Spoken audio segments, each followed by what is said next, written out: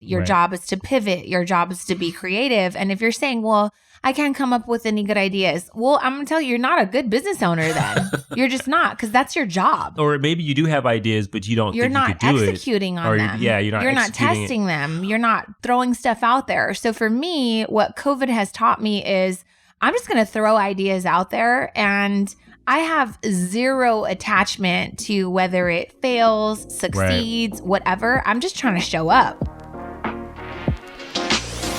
Welcome to the Push Podcast. Why push? Because a nudge is just too friendly. And friend, we're here to help you get your shit together. I'm Eddie. And I'm Janelle. And we're the Copelands. We've got 3 daughters, 2 businesses, a mortgage, and lots of responsibilities. So just like you, we're struggling to find that perfect balance of ambitious go-getter hustle while still staying present, loving our kids, and working on our relationship.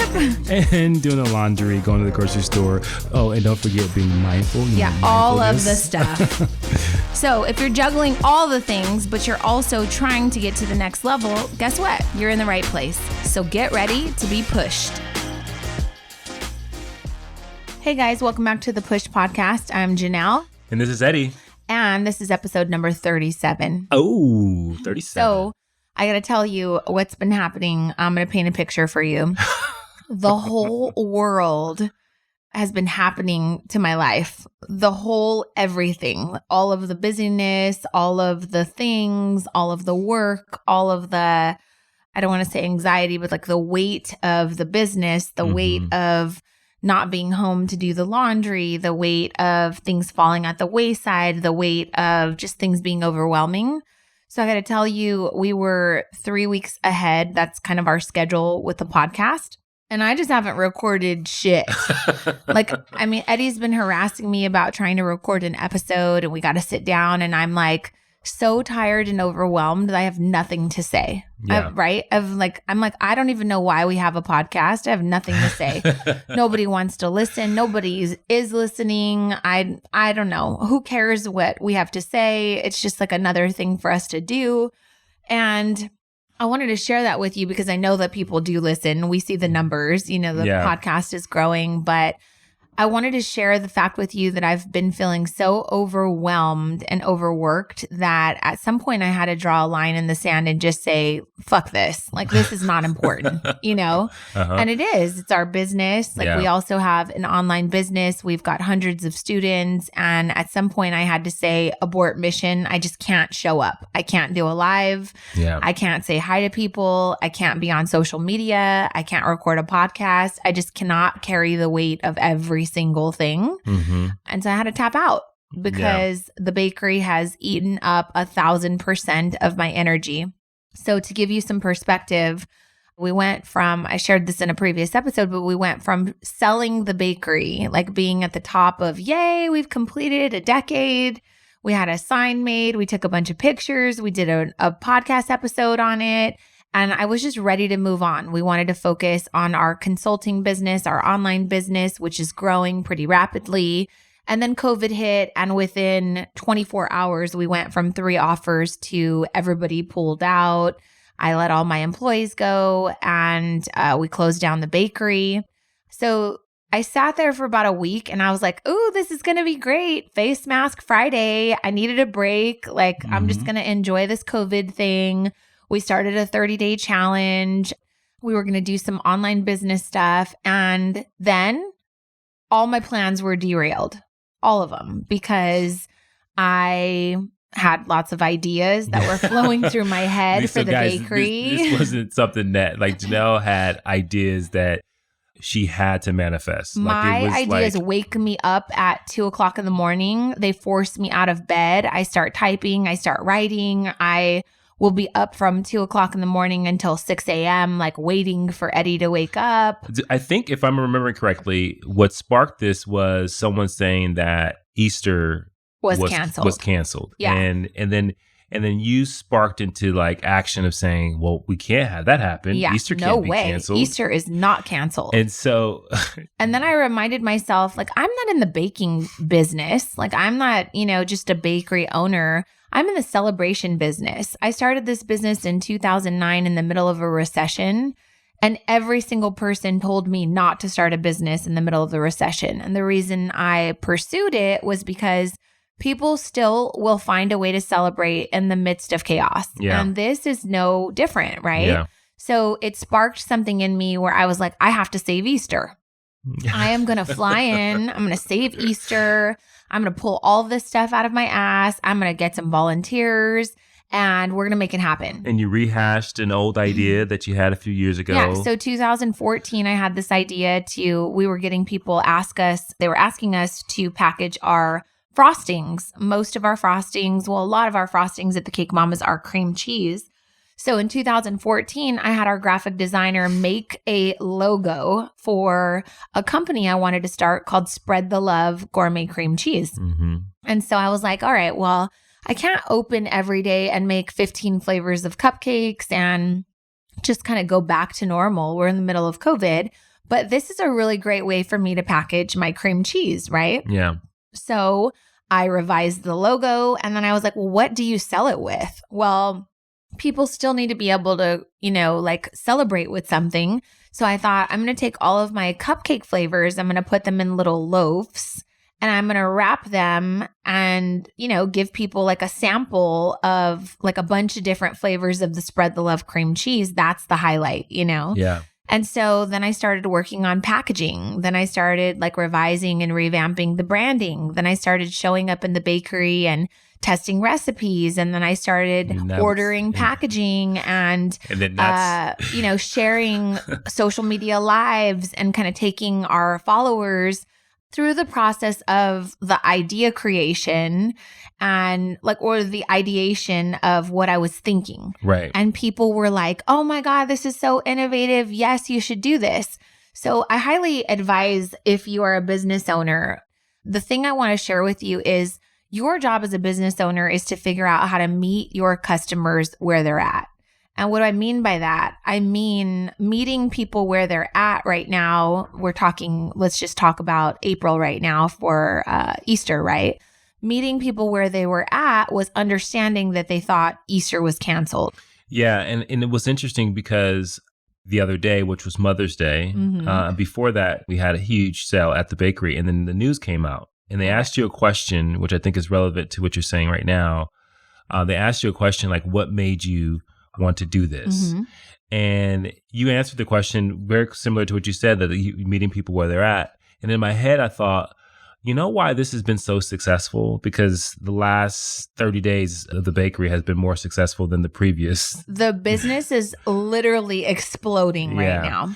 And I think what it is that when you go after something and you wanted to serve the people that thought they were going to be losing out on Easter, losing out on Mother's Day, and you literally would say that, hey, I just wanted to fulfill a need and I wanted to help people be able to celebrate. Right. Well, it sounds so cliche. Like, why did you do this? Oh, I wanted to help serve people. But that's what it really was. It's 100% the truth. So when I say meet people where they're at, that's really what I mean. What is your issue right now? What is the problem you're experiencing?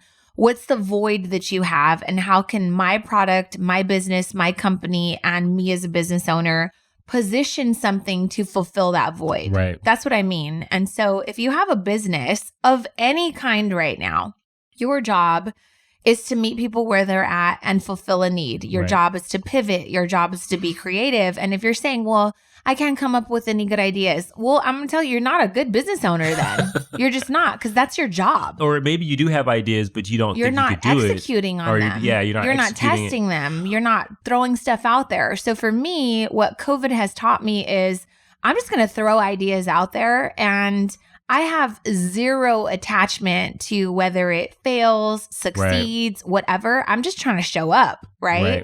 So April, I was like, I'm going to do this Spread the Love thing, right? We're going to launch some Easter stuff.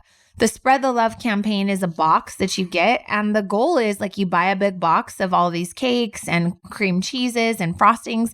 And the goal is to spread the love. So what does that mean? Give this to essential workers. Do a ding dong ditch and leave a bag of goodies on your neighbor's porch. Show up and social distance yourself while spreading the love. And it took off like wildfire because people wanted to spread the love. They miss their loved ones. They want to do things to thank and appreciate essential workers. So it fulfilled a void, right? And it kind of just kept going. Then I was like, oh my God, what could we do next? Then it was, okay, well, let's make a bunch of stuff and let's figure out how to open for a few hours on a Saturday because people want to celebrate. So that's what we did. I busted my butt. I was going in, making a bunch of stuff. I got to tell you, the only reason I even started this in the first place, 2 reasons. One, I was sitting on 65 pounds of cream cheese and it was going to go bad. So I was going to go bad in June, but I needed to do something with it, right? Yeah. And but also, just to add before you say that, before you thought about the cream cheese, you had literally let go.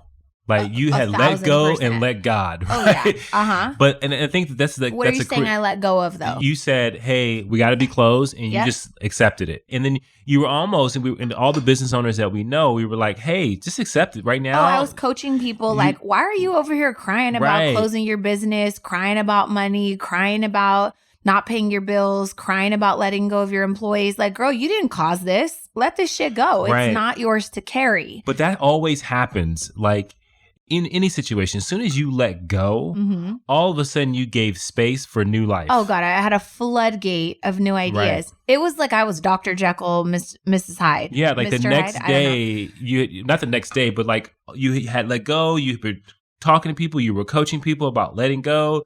And then as soon as you just like fully just kind of gave in and said, this is what it's going to be, all of a sudden, oh, I have cream cheese. All of a sudden, remember spread the love. All of a sudden, oh, I have to save Easter. Right. All of a sudden. It was like a 36-hour turnaround. And then before you know it, you were in the bakery testing recipes and then creating something. So I want to make sure that we pause because you may be listening to this story going, oh my God, I can't believe all this is happening. But you may not be thinking about yourself. And you may be thinking if you're a business owner, and maybe if you're not a business owner, if you're stuck in this career that you hate and you have been so stressed about it and you haven't let go and you haven't given the space for new life to kind of move in. Right. And that is what I observed happen. Like, it was like, oh, I let go. And then God said, oh, here's a flood of ideas. Let me remind you of this idea you had back in the day. Right. I was waiting for you to let go so we can give some space. I was waiting for you to stop filling your mind with all this nonsense that you don't need to be carrying anyways. Now I'm really proud of you. It's like he's clapping and he's like, okay, I'm going to release the floodgates of all of the new ideas. So, we've all talked about like out with the old, in with the new. Yeah. But I really think that from a mindset perspective, if you're carrying a bunch of stress, if you're carrying a bunch of worry, and you're just stuck in that place of like anxiety and frustration, you're not allowing the floodgates of creativity to open. Right. So I want to encourage you, like, find a way to just release it. Did you cause it? Did you create it? Are you the cause of it? Like, if you're not, it's not yours to carry. Yeah. You leave it. Yeah. And I'm seeing that all over the place. I'm seeing businesses have new life. I mean, we were just talking about the other day, so many of our business owner friends are talking about how their business has exploded. But these are only businesses that have pivoted, right? Yes. So I have a lot of business owner friends that are hairstylists. They own salons and they're just upset. They're protesting. I got to tell you, on the other side, which is kind of comical to me, I get it. You're protesting. You want your business to reopen. People are dying from COVID, but whatever, like, to each his own. I'm not judging or anything, but I have a friend who is a dispatcher and she receives all the calls to one of the hospitals. And so when people call in a week and a half after the rally, she was like, our phone lines exploded. And we were like getting calls from people. I think I contracted COVID. Okay. Where have you been around? Have you been quarantined? Well, I went to the rally about 7 days ago. Oh, wow. And they're like laughing at you. I'm just letting you know, like, there was a cluster at the rallies and now it's spreading, right? Also, people call the bakery every day and they're like, I just want to get a cake for 25 people. No, you shouldn't be meeting with 25 people. So we're not doing cakes right now, And there's lots of people calling in. I heard on the news the other day, they said that there was a birthday party in Pasadena and there was this cluster that stemmed from the birthday party. And now there's all these like 100 cases in Pasadena from this one freaking birthday party. Yeah. Imagine it's your kid's birthday party and you're just one of those people that's hell bent on, my kid still deserves a party. Well, we have neighbors that have been having pool parties and stuff. So I'm like, this is a cluster right here. And, but I would tell you, like, for those business owners out there. And then for people, I just think regular people that are out there listening to the Push podcast, like we have talked about this. I saw it. Janelle did it. It was one of those things where when you did let go and you accept, the pivoting allows you to see something different, to venture to something different. And we're seeing evidence throughout all the business community. So back to the hairdressers. Yeah. What I was going to say was, I did a live recently and just said, pivot, like wherever you're at, whatever business you have, find the need, create a product and just put it out there. Who cares? There's literally no judgment right now, right? And so like 2 people were like, yeah, well, we can't just do hair. Like we'll lose our license. Let me tell you something, sis. I made cakes from home when making cakes from home was illegal. Yeah. I'm not telling you to be illegal about it, but if I had no other way to pay my bills and I was a salon owner or a hairstylist, you better believe I'd be coming to your porch. I'd be doing your hair on your porch. You know what you would do? I already see you doing I would this. be selling you kits for hair coloring. You would I would brand the shit out of that. It would be so cute. You'd be like, oh my God, I never ever have to go. You would have a kit. Then I'd be contacting manufacturers. I'd be the next L'Oreal on the grocery store shelf. I'm going to tell you right now. You saw that CJ Walker. This is how, right. I would be the next Madam CJ Walker. This is how businesses catapult and position themselves to be untouchable. Right. Like you were the one person that said, F it, I'm going to go for it. So if you're listening and you're like, oh, I'm a hairstylist, but I can't do anything, F that. But yes, you know can. why people don't do it? Why? Because they think if I do this, I'm going to sabotage my ability to go back to how things used to be. Okay. So, you're right. I had a friend and she said, I don't want people... my stylist, I don't want them going to do house calls because then they won't come back and they won't pay rent here. And I said, sis, this is how we innovate. This is how the world changes. Like you are waiting and hoping and praying for things to go back to normal instead of trying to create a new normal. Yeah, I think you could be the game changer right now. The unwillingness to let go, like to hold on to something that may never ever get back to where it used to be. Like we are far from this social distancing being over. And so for the masseuse, the hairstylist, everyone that's close contact, we don't know when that's going to be okay again. Can I tell you, I would die for a pedicure. I would die for a massage. Yeah. But we don't know when that's going to go back. And so if you are not letting go and accepting and saying, okay, this is the new thing, then you never get that idea of saying, hey, I'm going to do a kit. I'm going to do a video conference. I'm going to show my clients how to do their hair from home, how to retouch things the most safe way possible. Is it going to be perfect? Is it going to be like they went to the salon? No. But I'm telling you, people would buy it. Because they have nothing else to do. And they're like, oh, this is going to be fun. They'll get their husbands or their spouse or their partners or whoever to do it for them. And then it'll be fun. So I think the name of this episode is just do some shit. Just move. Like just move your ass, right? So then let me give you another thing. After Easter was a huge success. Mind you, I'm running this business on 1,000% volunteers. So I'm looking at like how I spent money. Oh my God, I spent $22,000 on labor the month before. And this time I'm paying myself, I'm paying you, I'm paying Fab. Like we're doing so much with almost nothing, right? So it reminded me or kind of regrounded me to say, I was running extremely inefficiently. I don't want to go back to normal. I want to figure out how I can use this as a learning to scale back my expenses. How I could use this as a learning to motivate my employees to go faster. How I could use this as a learning to say, you know what? Less is more right now, right? So we're trying to create a new normal. So after the whole Easter thing, I was on fire with ideas, right? And then people, all you have to do is listen, you guys. People were picking up these little mini cakes and this spread the love cream cheese, and they were like, oh, I'm getting it. It's a friend's birthday. They're doing a drive-by party tomorrow. Okay. So how could I order some really cool bags or boxes or something? What could I put in there to help people celebrate? Because they're right. Birthdays are still happening. Again, I'm in the celebration business, right? So I go buy some cool candles. I order some cool bags, like little box things. I put in some glasses, birthday glasses, a crown, like a birthday hat, a noisemaker. I tie a candle to the little cake, put in some sprinkles. do a little photo shoot with my iPhone, and now I'm selling these $13 birthday packs for drive-by parties. Yeah. Boom, explodes. Right. Oh my God, this is so cute. I'm doing a drive-by on Wednesday. I'm doing a drive-by on Tuesday. Can I come get these? Oh my God, yes, this is awesome. Then it's my husband's birthday. We just celebrated Eddie's 40th, right? And I'm like, oh my God, I'm going to package these.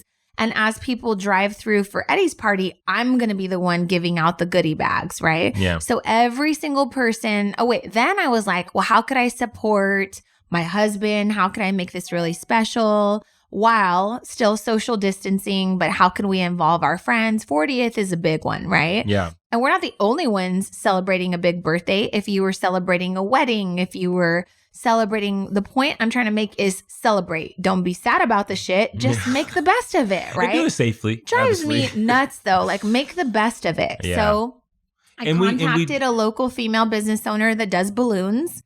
And I was like, hey, I need a really awesome balloon garland. We're going to do this in the parking lot of the Cake Mamas. I want people to drive through. I put some flags up, right? We had a cool, it was so beautiful. Set it all up for Eddie's birthday. And I wanted people to drive through. And we handed them these little boxes and they got to celebrate, go home. There was a bottle of wine in there. Yeah. There was cake. And they were like, I get the present and it's Eddie's party. Yes, you do. Because we would have probably I almost hired a taco man. Yeah. But I didn't want people to stay and think it was like social hour, right? Right. The point is, if you're missing out on something, make the best of it. Just seriously, make the best of it. So then those birthday boxes took off, right? Then it was like Mother's Day. So then I thought, oh my God, okay. So I supported this woman that had she's the female small business owner, the balloon lady. What else could I do to support other businesses? Because helping other businesses is my jam. Mm-hmm. So then I was randomly scrolling through trying to find some inspiration for Mother's Day on Instagram. And I found these really awesome necklaces that I'm wearing from Barbary and Lace. I messaged her and I was like, okay, 1, I just placed an order. And 2, I need everybody to have these. And Mother's Day is canceled. People think it's canceled. It's coming up. What about if I ordered these from you and I got 150 of them? I could give these out to people in the bakery or sell them, whatever. And then you guys, I was up all night long after talking to her. And I was like, she was so thankful that I wanted to support her business. I was like, what else would I want for Mother's Day? I'd want some sort of plant. So I call my friend who owns Glendora Florist. Hey, what would it cost me to get 150 mini succulents? What else would I do? What other kind of business could I support? Oh, my hair salon friend. Mm-hmm. What if you put a scrunchie in there, like an item that you sell at your salon with, a really cool message for moms? So it turned into this whole thing. If you guys haven't seen, I put together this Mother's Day box that was full of $250 worth of amazing mom essentials. There's a crown in there that says number 1 mom, quarantine mom or something by a female business owner. There's a candle in there. This woman poured these candles. I ordered 150 of them. So the next thing you know, I spent $10,000. It was probably between 10 and 11. I kept saying between 9 and 10. I'm looking at my Amex statement now. It was probably close to $11,000 that I spent buying 150 items times 19 different companies. I bought all of that stuff. Then I had to buy the boxes, the packaging, the crinkle paper, the labels, the greeting cards, have them all designed. And I was like, I'm going to solve the problem of people not being able to go out and buy anything for Mother's Day. So let me just pause right there because people are hearing this and they're thinking, oh, wow, that's so awesome. That is so amazing. They should be thinking I'm on crack. And I kind of am. But I don't sleep much. Right. But then they also don't realize that you were concerned about will it sell. Yeah. And so I was $11,000 in debt and I had no clue whether I was going to recoup that money. Right. No clue. And so I think it's important because when we say this is about doing shit, it's about going out and taking an action. That doesn't come without the feeling of doubt. No that risk, doesn't no reward. Yeah, that doesn't come with the feeling of zero fear. Right. Like you do that because you believe in yourself and there's a certain level of evidence that you've had that, hey, I can make this successful. I'm going to do everything under my power to do that. But at the same time, there's no guarantee. You don't know. And that's what gets people stopped. Like people stop and they go, but what if people don't buy it? And then they just don't even try. But I'm going to tell you, because this episode is called Move Your Ass. Yeah. Nobody gives a shit about great ideas that you have if you literally are too afraid to do anything with them. Right. I'm just going to tell you that straight up. Part of being a business owner is just saying, you know what? I think this is a good idea. I think there's a demand. I think there's a void. Here's how I'm going to show up and here's how I'm going to fill it, right? Yep. So now that I bought all this stuff, here's where the problems came in. I don't have any help right now, right? Mm-hmm. In addition to that, everything I ordered from these business owners, COVID deliveries are all delayed. Yeah. So I literally, you guys, Monday of Mother's Day, I didn't have one of the items that I had spent $11,000 on. Not one. Yeah. I didn't have one candle in my possession. I didn't have one necklace in my possession. So I'm like, how am I going to sell some shit that I don't even have in my possession to show people how cool it is? Right. So it's not like I could have put the box together in a box and, like, look how beautiful it's going to be. I could have sold the hell out of that if I would have had it a week ahead of time, but I did not, right? So Monday, I think that's when maybe Monday night, I got the delivery of the necklaces. Tuesday, they were coming throughout the week. Literally, you guys. And then I was like, okay, I got to do a live no matter how tired I am, no matter how much makeup I don't have on, no matter how irritated and annoyed I am. By the way, I've not sold a single box, right? And here now it's Tuesday. And so I was like, F it. I just have to put them for sale. So I'm just going to do a live. I'm going to tell you what's in it. And I knew telling somebody what's in it, that's not really going to sell. No. But I still sold like 17 of them, I think. But you also told a story. I did. Here's the thing. Mother's Day is not canceled. Here's the thing. I want to support other small businesses who are female owners. Here's the thing. I found this really cool product. Go to their Instagram. But it was a lot of work that I was making people do, because I'm telling you the story, but now you got to go find it. You got to see if you like the product. And guess what? I told everybody about the stupid mama necklace. And so many of my stupid friends, I hope you're listening, were like, oh my God, I bought it myself the day you did a live. I ordered one for myself. And I'm like, bitch, no. I want you to buy my box. I didn't want you to go directly to the company, right? So upset about it. So the point is I didn't know if I was ever going to sell any of these things. So by Friday night, I finally had everything in my possession. At 8:30 at night, we start packaging these boxes. And now I have some volunteers and I'm like, okay, I need for you guys to just sit there and be quiet for a second. I have to put the box together. I've got to package it. I've got to do a live and kind of show people what's in it. I've got to tag these companies. I've got to do something. And I did that. Yeah. And boom, there's 50 sales that come through because now they can see it, right? Right. And then I contact, the news and I'm like, listen, this one box supports 18 to 19 small business owners who are all women.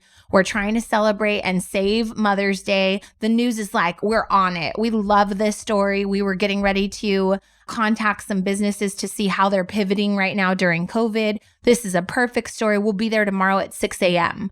And it's like 8 o'clock at night. And I'm like, holy shit, how do we get shirts printed? So then I'm like trying to call everybody and their mother to ask them, literally, you guys, within 2 hours, we had Fabiola shopping at Target. We had our designer willing to kind of create a mom shirt for us. The shirts were so damn cute. We wound up packaging these boxes until 2:30 a.m. Yeah. I went to bed around 3 a.m. on Friday night, had to be back at 6 a.m. for the news, barely slept, felt like my body was giving out. Yeah, we did a news thing at 6 a.m., 7 a.m., 8 a.m., 9 a.m., 10 a.m., and that was so helpful. Yeah, because people were coming from 2 hours away. I didn't even know people watched the news like that. They're like, I just saw you on the news. Me neither. I saw you on the news. I had to come down here and see what was going on. And then people were like, I'll take 3 of them. Wait, they're $140 each. Perfect. I'll take 4.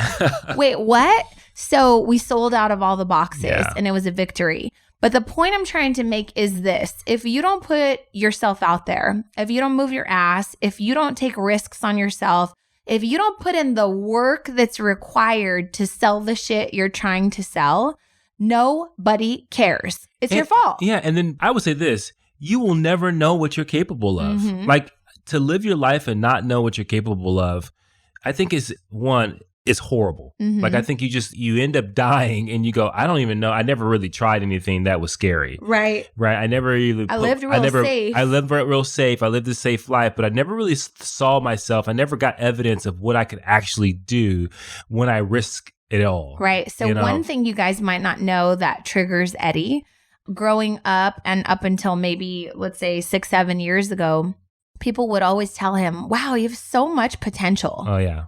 Right? Yeah. Like, think about that. So I'm telling you, our listener, the person listening to this, I'm telling you, it should piss you the F off when someone says, you know, you have so much potential, but you're just not doing shit with it. Yeah. And if you're like me, originally when you heard that, you thought, oh, wow, that's a compliment. You Right. see something in me. But then I realized that means that I haven't done anything. Right. Right. They see that there's an opportunity that I could do something, but I hadn't done anything. You ain't done shit. Right. And so that now was like, oh my God, this is the driving force for me. Like, oh, I have to fulfill my potential, whatever that is. Right. But so I'm not interested in people seeing the potential in me. Right. I'm interested in people saying, holy fuck, how does she pull that off? Yeah. You know how? I just moved my ass. Yeah. That's it. I'm not different than you. I'm not special. I'm not avoiding like, oh, everything she puts out is just going to be great. No, I've had my fair share of failures. I just don't give a fuck about it. Yeah. I just don't attach like this failure to it. It's not a label that I wear. I'm just like, let's move quick. Yeah. How can and we we've make had this work? conversations where we're like, man, we don't pay attention to the failures enough from a standpoint, like we don't hang on to them. Right. Because we were like, God, we need more stories where we fell short. Yeah. Like things didn't work out. And it's because of the fact that just continuing to move forward and continuing to just keep going because there's no reason to stop. Right. So I want to share this story again real quick.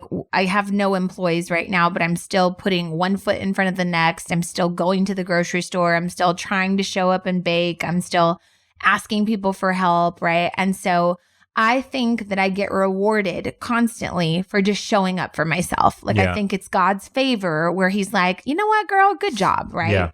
So here's what I mean by that. I think the universe conspires to help you. Oh, because 1,000% because I put the Yeah. effort in, right? Yeah.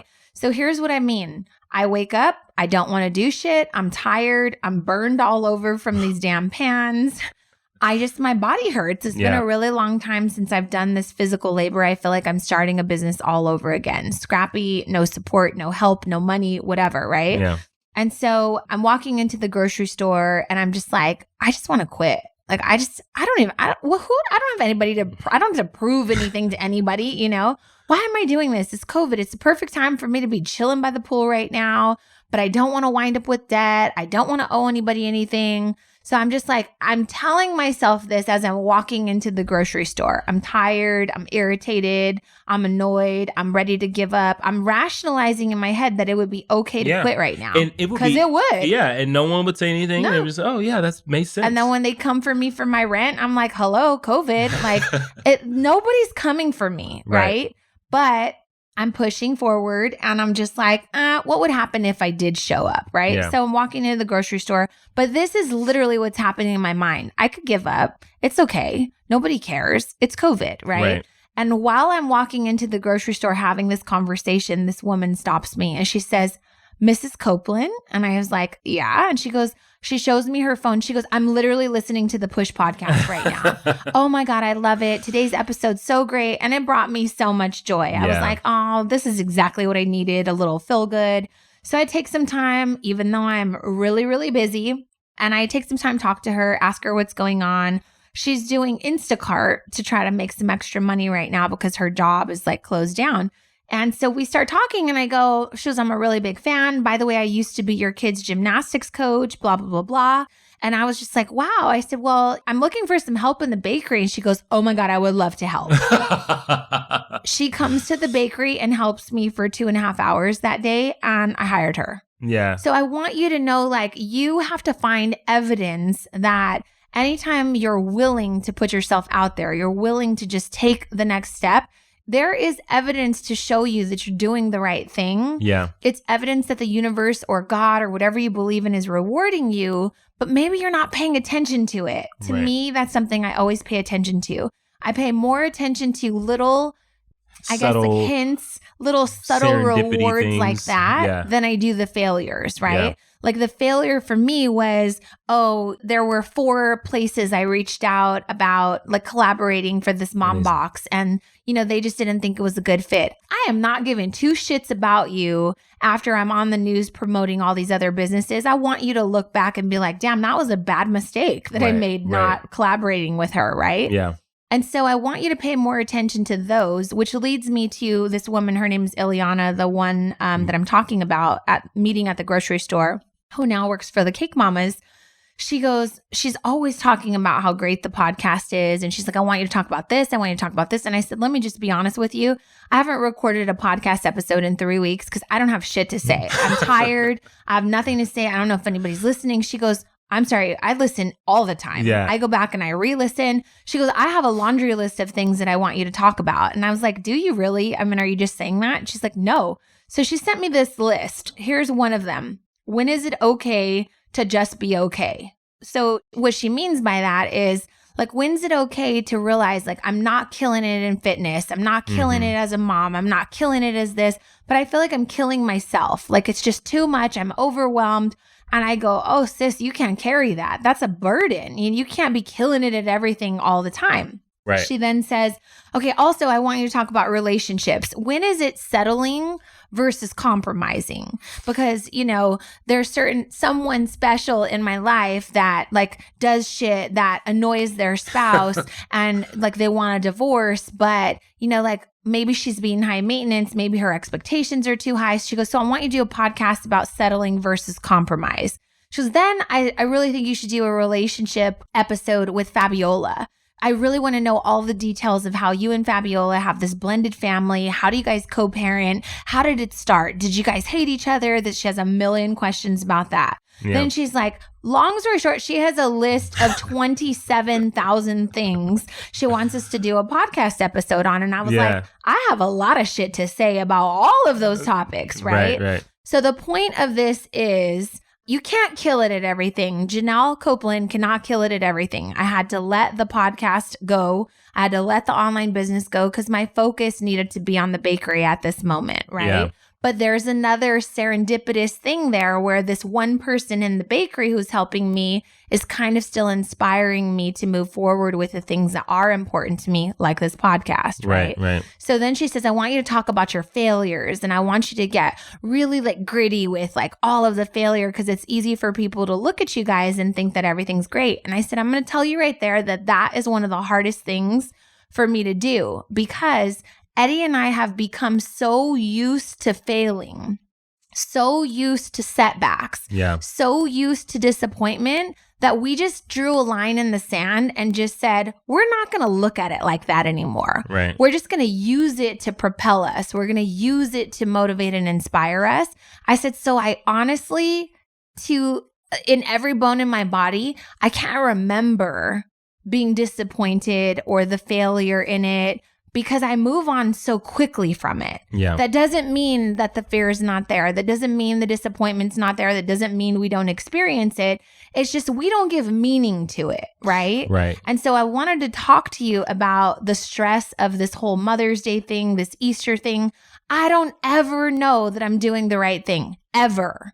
But I do know that I'm paying attention to the small little serendipitous things that I get rewarded for showing up. Yeah. And so if I calculated all the people that said no, if I calculated the news people that said, we're going to pass on that story, if I calculated the boxes that didn't come in, that forced me to find another fucking box company at the last minute, that forced me to take a 2-hour drive. There were so many more micro losses than there were wins, but I cannot pay attention to those.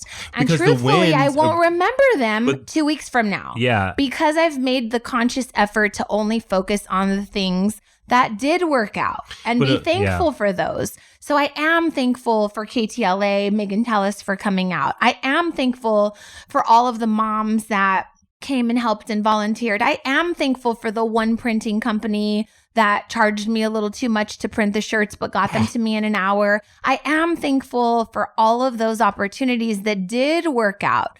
I am not thankful for the people that didn't pre-order the boxes ahead of time and had me all stressed up thinking I was going to be in debt, for all this stuff.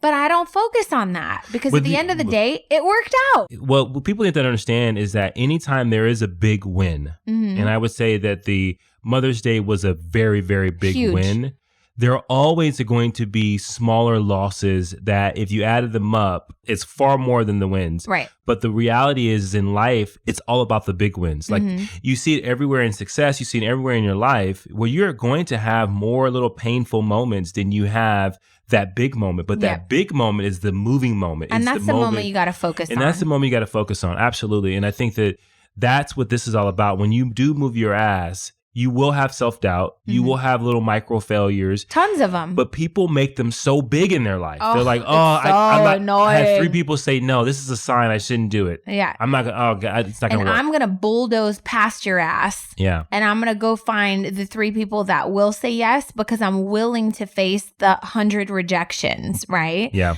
And it was so funny because I wanted a company, like a little local boutique to reach out. I wanted them to offer like a wholesale little ring or bracelet or something. And a few of them said no. A few of them were like, well, they were just asking too many fucking questions. And I didn't have time to be answering all the questions. You either want to be a part of this or you don't. Are you selling anything right now? No. Right. Okay. You're not. So let me help you, right? I don't know if it's in alignment with my brand. I get it. But yes or no, because I don't have time, right? And so I just moved quickly past them. By the time people had the chance, like 2 days later, they're reaching out. Hey, I kind of gave it some thought. I'm like, no, sorry, we moved on. There's no room for you.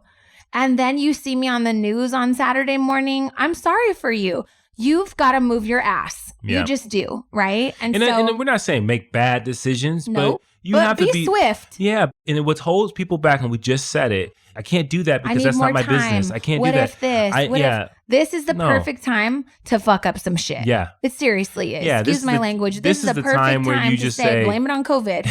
Yeah.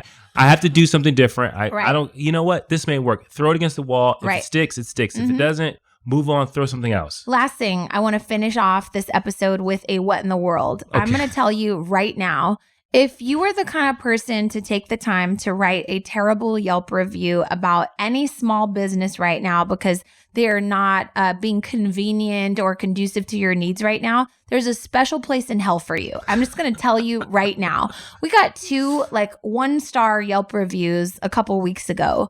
Why?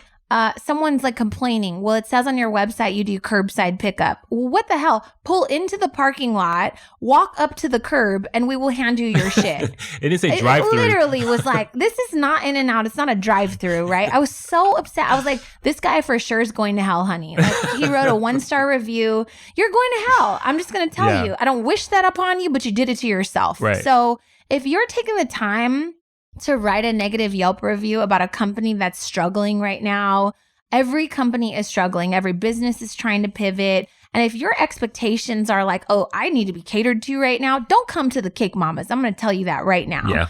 And then someone else wrote a review saying that, I'm not even going to get into it. I'm just going to tell you what in the world is wrong with you if you are writing a bad review about a business right now that's trying to do everything they can to keep their business alive, to pivot. We literally have no customer service right now. We have no one answering phones. In fact, I unplugged the phones because there's no point in you leaving a message.